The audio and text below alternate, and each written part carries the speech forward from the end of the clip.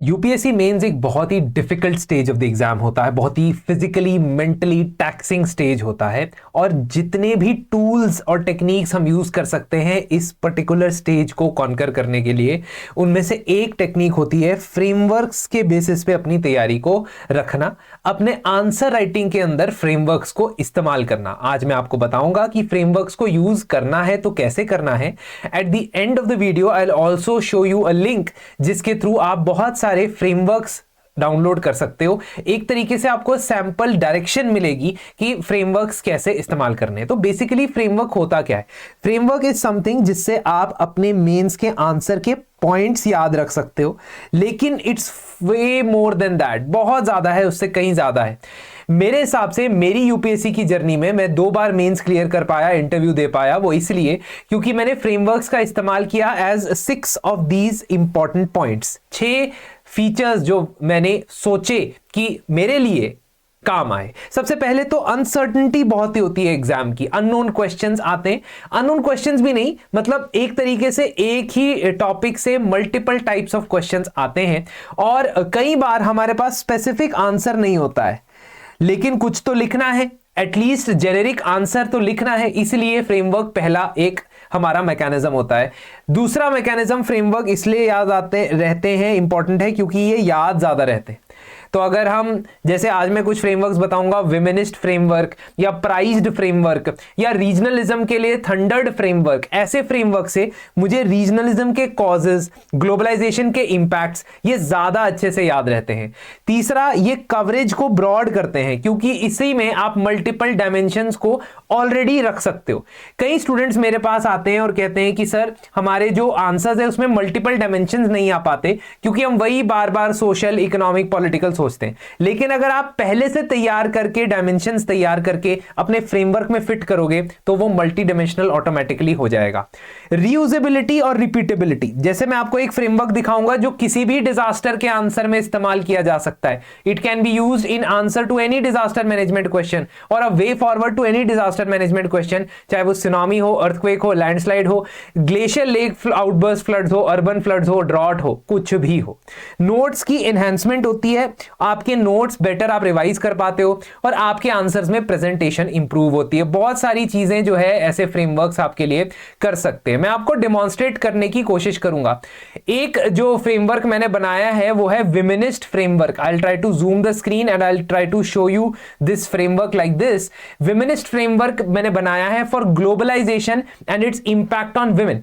देखिए, globalisation and its impact on Indian society, इसमें से पिछले 10 साल में 11 क्वेश्चंस पूछे जा चुके हैं। उनमें से 3 बार विमेन या विमेन रिलेटेड ऑप्शंस या क्वेश्चन था।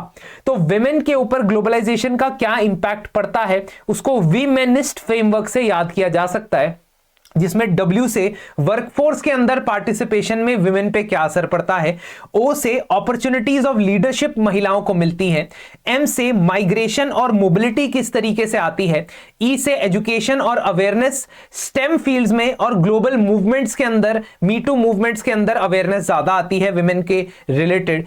नॉर्म्स और कस्टम्स में क्या चेंज होता है, double income no kids families या double income no kids with a dog, DINKWAD, ये भी फैमिलीज आती हैं। Egalitarian parenting roles, delayed marriages, तो हमारे सोशल नॉर्म्स में क्या असर पड़ता है, इनइक्वालिटी बढ़ जाती है। कहने का मतलब दोनों पॉजिटिव और नेगेटिव को मैंने एक ही फ्रेमवर्क में डाला है। आप देखिए, एस से सेक्सुअलिटी और रिप्रेजेंटेशन ऑफ वुमेन कैसी है, दोनों पॉजिटिव और नेगेटिव, कि sexualised representation portrayal is way different, है ना। इसकी वजह से वोयरिज्म या मेंटल हेल्थ पे भी इंपैक्ट पड़ सकता है। For example, Korean beauty standards के बारे में जितना ज्यादा आप जानते हैं उतना ज्यादा आप अपने ब्यूटी स्टैंडर्ड्स को क्रिटिसाइज भी करते हैं, जिससे महिलाओं की मेंटल हेल्थ पे असर पड़ सकता है। टी से टेक्नोलॉजी या डिजिटल एम्पावरमेंट। तो ये जो विमेनिस्ट फ्रेमवर्क है, this same womanist framework can be used to answer questions even. तो इस क्वेश्चन में आप ऊपर एक क्वेश्चन देख पा रहे होंगे, globalisation has increased urban migration by the skilled young unmarried women from various classes. How has this trend impacted upon their personal freedom and relationship with family? Of course, पूरा framework framework यहां पे copy नहीं होगा, लेकिन जो social norms and customs है, migration और mobility के फीचर्स है, वो यहां पे आप इस्तेमाल कर सकते हो to make 6 to 7 points. Same way international relations के अंदर जब आप इंडिया और किसी इंटरनेशनल ऑर्गेनाइजेशन के बारे में पढ़ते हो, आप देखते हो कि प्रीवियस ईयर क्वेश्चंस में WTO, सार्क, नेटो, SCO, इकोसॉक, UNESCO, WHO, IMO, BIMSTEC and also one more जो 2025 में पूछा गया, यूनाइटेड नेशंस सिक्योरिटी काउंसिल के बारे में। आप किसी भी इंटरनेशनल ऑर्गेनाइजेशन के बारे में पढ़ते हो, उसको आप टेस्ट गाइस डायमेंशन से याद कर सकते हो। टेस्ट गाइस डायमेंशन मतलब इंडिया के बायलेटरल रिलेशंस हो या इंडिया के किसी इंटरनेशनल ऑर्गेनाइजेशन के साथ रिलेशंस हो, उनके 8 डायमेंशन हो सकते हैं। Test guys technology, energy, security, trade and commerce, geo strategic, infrastructure, culture और एनवायरनमेंट या क्लाइमेट चेंज से रिलेटेड। इन्हीं 8 डोमेन्स के अंदर या तो इंडिया के इंटरेस्ट होंगे या उस कंट्री के इंडिया के साथ इंटरेस्ट होंगे या दोनों के शेयर्ड इंटरेस्ट होंगे। सेम वे किसी इंटरनेशनल ऑर्गेनाइजेशन के बारे में ज्यादा नहीं जानते हो तो एटलीस्ट आप ये सोच सकते हो कि broadly geostrategically, energy wise, technology wise वहां पे क्या क्या चीजें हो रही। Of course I am not saying कि बिना कंटेंट के आप आंसर लिख दोगे, ये मैजिक पोर्शन नहीं है कि आपके पास कंटेंट नहीं होगा तो आप आंसर लिख दोगे। लेकिन ये भी याद रखो कि अगर आप कंटेंट पढ़ते हो लेकिन उसको अरेंज करने में डिफिकल्टी आती है तो फ्रेमवर्क्स आपके दोस्त हैं, इनसे मित्रता, इनसे दोस्ती बढ़ाइए। जैसे 2021 में पूछा गया, critically examine the aims and objectives of SCO. What importance does it hold for India? So the second part of the question can be understood from the framework जो हमने टेस्ट गाइस अभी बनाया। तो इंडिया की importance यहां से India के लिए इंपॉर्टेंस हमें यहां से समझ सकते हैं। और देखो SCO पे क्वेश्चन भी आता है, 23 में आया, 21 में आया, 26 में भी आ सकता है, ये भी मैं आपको बता दूं दोस्तों। तो please be very clear as we discuss these things. Then एक फ्रेमवर्क जो मैंने आपको कहा था मैं आपको बताऊंगा और आप कहीं भी यूज कर सकते हो, वो है शील्ड फ्रेमवर्क। शील्ड फ्रेमवर्क के अंदर मैंने किसी भी डिजास्टर के लिए वे फॉरवर्ड में क्या चीजें करनी चाहिए उसका एक जेनेरिक फ्रेमवर्क बनाया। ऑफ कोर्स इसमें आप स्पेसिफिक एग्जांपल अभी ऐड करोगे, there will be specific examples will be added. I am not saying कि इसमें एग्जांपल्स नहीं ऐड होंगी, केस स्टडी नहीं ऐड होंगी, लेकिन एटलीस्ट आपको एक जेनेरिक मॉडल मिल गया कि 6 चीजें आपने देखनी है किसी भी डिजास्टर के वे फॉरवर्ड में होनी चाहिए। फर्स्ट इज सर्वेलेंस और early warning system, H is hazard zonation and land use mapping, I is infrastructure की resilience, E is ecosystem based solutions, L is local and community involvement and preparedness, and D is data and institutional integration। ये अगर किसी भी strategy में आप apply करो, tsunami, earthquake, landslide, floods, drought, कहीं भी अप्लाई करो, अप्लाई हो जाएगा। एटलीस्ट आप खाली हाथ सूना आंसर, खाली आंसर कॉपी नहीं देखोगे in any disaster. So this is how you can use the frameworks. I have compiled all these frameworks into a PDF. I will be adding more to them, but for now they are available on the link given in the description. Please refer to the link in the description and आप इस frameworks को download कर सकते हो और download करके आपको एक आइडिया लग जाएगा कि कैसे इसे इस्तेमाल करना है। तो बहुत सारे ऐसे फ्रेमवर्क जो है मैंने डिस्कस किए हैं अपने कोर्स के अंदर भी।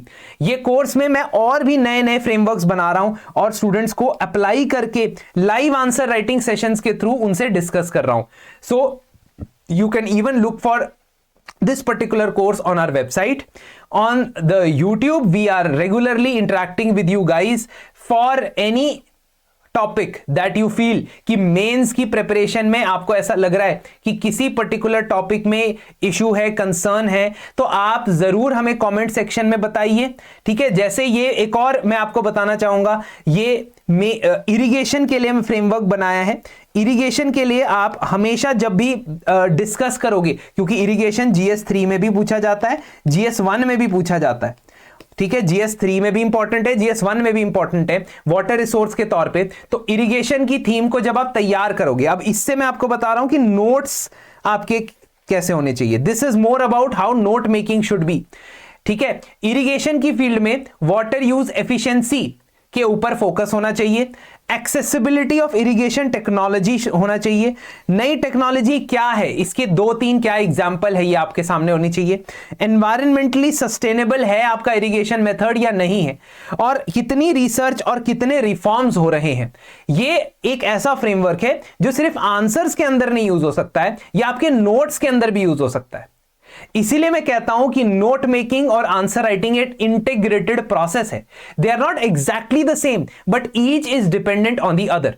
जितने अच्छे आपके नोट्स होंगे उतने एनरिच्ड आपके आंसर्स होंगे, और जितने एनरिच्ड आपके आंसर्स होंगे उतना ही बेहतर मोटिवेटेड आप होंगे बेटर नोट्स बनाने के लिए, बिकॉज आपको रिवॉर्ड मिलेगा। बहुत सारी चीजें ऐसी मैं डिस्कस करता हूं अपने कोर्स के अंदर भी स्टूडेंट्स के साथ, लाइव सेशंस भी होते हैं, लाइव आंसर राइटिंग सेशंस भी होते हैं, तो ये आप चेक कर सकते हैं। और लिंक जो है इस पर्टिकुलर फ्रेमवर्क्स का फ्री टू डाउनलोड है, आप डाउनलोड करने के लिए लिंक प्रेस कर सकते हैं, डिस्क्रिप्शन के अंदर दिया गया है। Thank you very much. If you have any doubt और any concern, please go ahead and ask in the comment. Thank you.